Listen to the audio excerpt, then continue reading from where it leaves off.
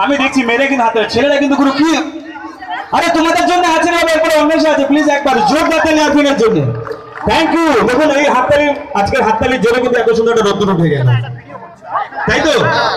তোমরা চিন্তা করো না যারা যারা কালো হয়ে যাচ্ছে কমিটির সাথে যোগাযোগ করবে কমিটি বলে যে প্রত্যেকটা মেয়েকে একটা করে ফেয়ার এলাপি দেওয়া হবে কি তাই তো দাদা কমিটি দাদারা দেবেন তো দেখবেন বলে ফেলেছি বড় যারা আমি নামলে পরে আমাকে ধরে নেয়